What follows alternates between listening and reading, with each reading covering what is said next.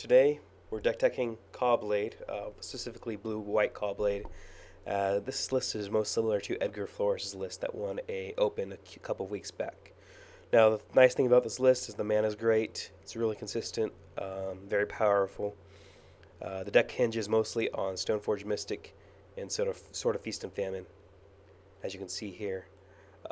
But it has the ability to just turn into blue-white control with Jason, Gideon, and some counters, as you can see here. Tunnel Magnet's great in the mirror. It's great against a lot of cards, Eldrazi and all types of things. You gotta remember that this card is an aggressive card. It only has 3 charge counters on it, so you have 3 turns of tapping down a blocker or stopping their sword from getting through. That means you need to start doing things on your own. You can't just sit there and hope for your Tunnel Magnet to save you. You gotta have a plan to work with your Tunnel Magnet, so that is of note. I love Tectonic Edges in here. Tectonic Edge is probably one of the better cards in Standard at the moment. Killing man lands, cutting people off mana, just effective. Day of Judgment deals a lot of random things. Sinless have been cutting them. I'm not sure if that's correct.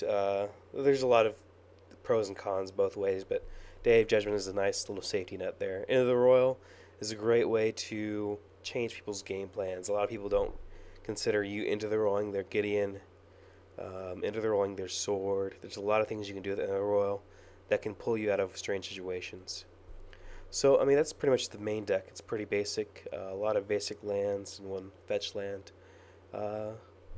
Preordains, a must-have in blue decks these days, especially since you're trying to find your Stone Forges or Squadrons for turn 2. Sideboard. Celestial Purges were in place of the Leyline as a sanctity that he had in his list. I just like Purge more, since I don't like Leyline because it's so randomly powerful, so randomly weak. If you don't have it in your opening hand, it's a very weak card. If you have it in your opening hand, it's insanely powerful. Also, copies don't do well with each other, so I cut those and added Celestial Purges and an extra Flash Freeze. Divine Offering is for the heavy artifact decks, sometimes in the mirror, depending on how many Tunnel Magnets they have. Flash Freeze is for Valakut. Jace Belleran's for mirror matches. Teams it with Sun Titan as another way to force through as a trump card. So Ousts are there against Mana Accelerants and aggro decks. Select Lifestaff against aggro decks. And Volition Reigns as a trump and control mirror matches. So it's a great way when they tap out for a Jace and maybe +2 them so they can get around your Colonnade. You just untap and Volition Reigns them. So it's always nice. So this deck's fun. It's really a lot of fun to play. It's very powerful. I would definitely recommend this deck to anyone that had the skill to play it.